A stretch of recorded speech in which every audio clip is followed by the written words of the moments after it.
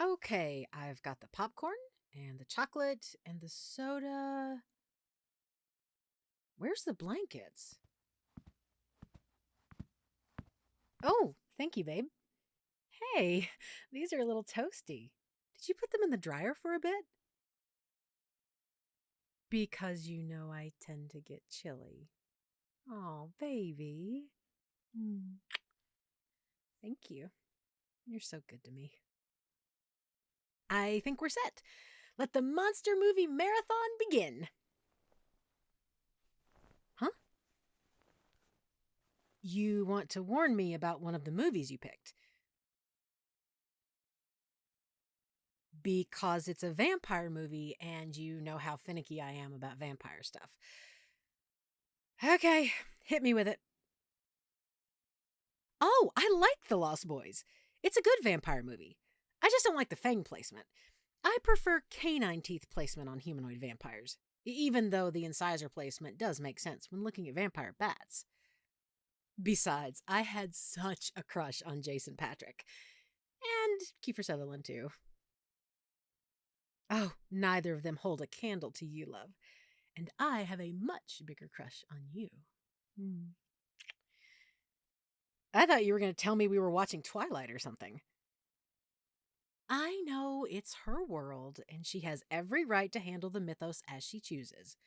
Any writer of vampires does. But vampires do not sparkle in the sun, they burst into flames. The resulting ash might sparkle a bit, though. And as a longtime sanguine aficionado, I reserve the right to be annoyed and express my displeasure with a concept. You know I'm finicky about my vampire lore, and sometimes I get a little fussy. I'm glad you choose to put up with it. Oh, you like it when my cheeks flush because I start complaining about something I don't like. You would. I just think there are some things in modern vampire lore that don't make a lot of sense when you really get down to it. And I have read the legends and folklore and a lot of the books and watched movies and such, so I have different opinions. You want to hear them? Okay, but remember, you asked for this. So, at its basic design, a vampire is a revenant. It's a reanimated dead body that needs blood to survive. The folklore, the original source, backs that up. Kind of like zombies, yeah. Dead body, reanimated, searching for blood instead of brains. There is nothing that actually talks about the biology, like how does their blood circulate or how drinking blood sustains them. I think people were so terrified of them that they didn't ask those questions. And quite frankly, it's too much to consider in the space of this conversation. Yes, that may mean that I haven't thought about it enough to have an answer, or look for one. So, how did we get from the unexplainable monster that terrified people to the super sexy, daring, dashing anti heroes of today? Good question. Vampires have been sexy and seductive since Polidori and Le Fanu created Ruthven and Carmilla. Stoker made it more mainstream with Dracula. Huh? Oh, sorry, I forgot you don't know those names. John Polidori was a contemporary of Lord Byron. He created the character of Lord Ruthven in his work The Vampire, and Sheridan Le Fanu wrote Carmilla, named for the main character. So I get the charming thing. Well, think about it. If a vampire is a predator, then they're going to use whatever they can to lure in their prey. And when it comes to humans, seduction is an easy way to go about it. What? Like I said, I have read way too much about vampires since I was a kid. And being the voracious reader I am, I know too much. Most modern narratives, and I use modern as in from the 1800s forward, give an awful lot of credence to vampires having all of these powers. Okay, let's start with hypnotizing or trancing people. It doesn't make sense for vampires to be able to hypnotize people. Charming people is one thing, but the completely in my thrall stuff, eh. And what about people who can't be hypnotized? Oh, that is so a thing. Some people cannot be hypnotized. So then what would a vampire do? Reading minds? also doesn't make sense to me. I like the heightened perception concept, where they can make a pretty good guess as to what you're thinking, but they can't actively read your mind. Besides, that's a really creepy thought, no pun intended. Well, who wants someone reading your thoughts? Especially without asking permission. Ugh. You'd like to know what I'm thinking sometimes, huh? I believe you'd find that my mind is a dark, scary place. Becoming a vampire. That one runs the gamut. Don't get me started on the whole one bite and you're a vampire concept. Because that definitely doesn't make sense. Everyone in the world would be a vampire at this point. Thank you, but I'm not that smart. I read that in one of my childcraft books as a kid. Made a lot of sense. I like the blood transfer concept. You know, the whole I'll drink your blood until you're close to death and then you have to drink mine. Yeah, or the active transfer concept, the drinking from each other together at the same time thing. That's not as popular, though.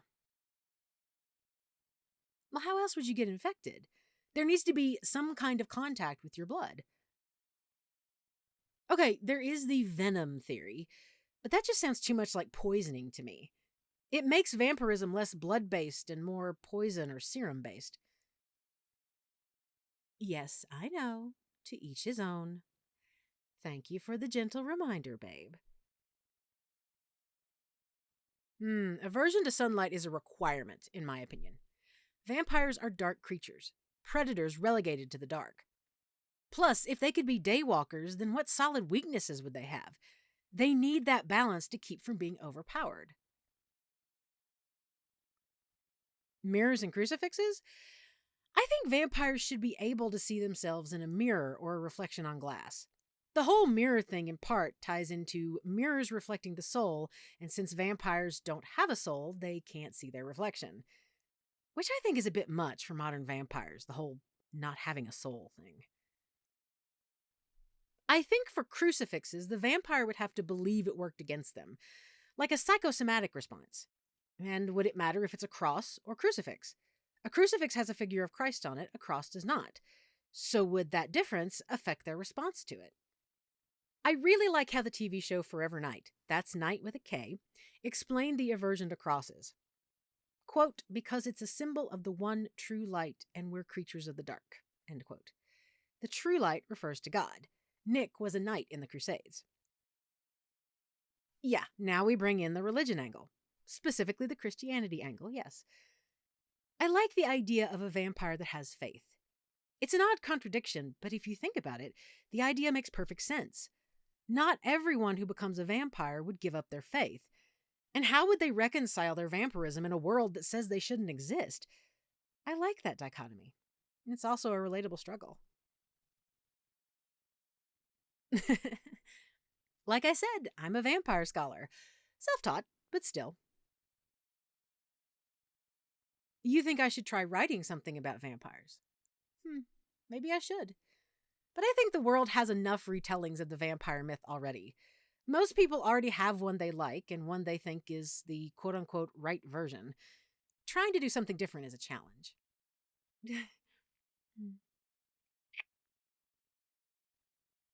You think I'm up for the challenge, huh? Thank you, babe. Come on, enough of me complaining about vampires. Let's get the first movie started before all this toasty, blankety, snuggly goodness goes to waste. Oh, and one more thing. Look at me, sweetheart. Yeah, right at me. Right into my eyes. That's it. Just relax and lay down in my arms.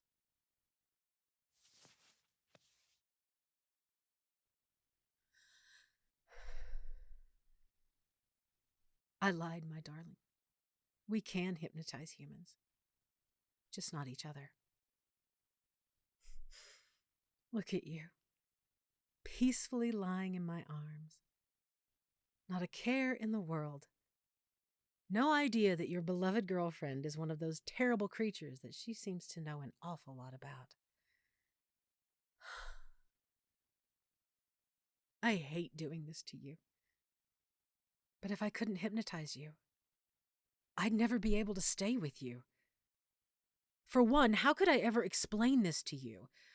I'm a mythological creature, something that to most people simply doesn't exist. But here I am. And why would you believe me? You'd think I was teasing you, that I was trying to be funny. But there is nothing funny about what I am. And you might be afraid of me. You might try to run, and I'd have to. No, we won't talk about that. I don't even want to think about it.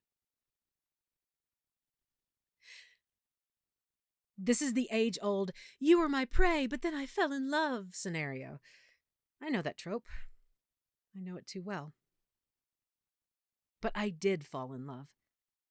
And now I don't want to leave you. And I'd rip apart anyone or anything that tried to hurt you. You're safe with me, love.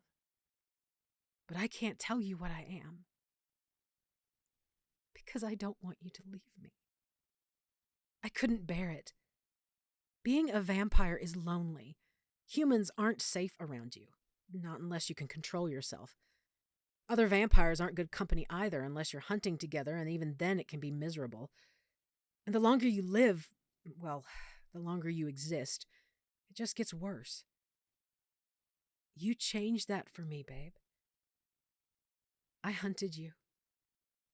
Yes, I did. I saw you and I wanted you. I wanted to lure you into my trap and enjoy your blood rushing down my throat, like I've done countless times before. But then we talked, and talked, most of the night. Genuine conversation. My undead heart might have come close to actually beating again. I knew then that I couldn't kill you. I knew I couldn't hurt you. But how could I stay with you? So I figured out ways to hide my vampirism. It wasn't easy, let me tell you, and it wasn't seamless. But either you overlooked the inconsistencies and strangeness, or you are that much in love with me, as much as I am with you. I never let you nibble on my neck, not because I don't like it, but because I'd be tempted to return the favor. And I never want to lose control with you. And I am a woman of faith, something I struggle with because I am lying to you every day by not telling you what I am. Every time I hypnotize you to feed on you, I have to deceive you, and I hate it. It goes against everything I believe. I love you more than you will ever know. And I am so sorry that I keep lying to you just so I can survive. Maybe one day I'll summon up the courage to tell you everything. But I doubt I ever will. Rest, my darling. You won't feel a thing. You never do.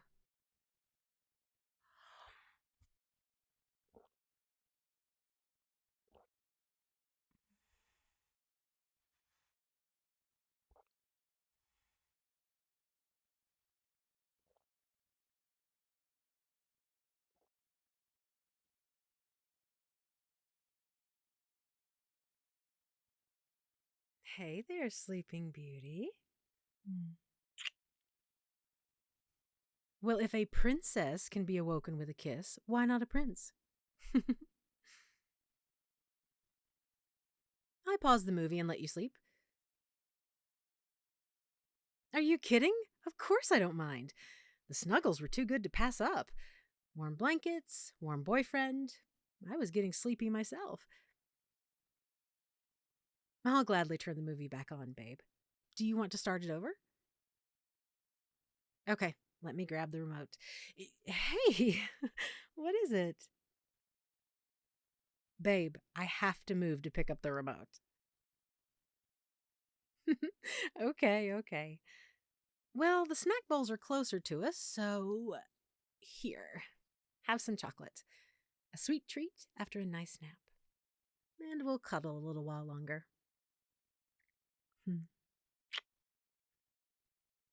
I love you more than you'll ever know.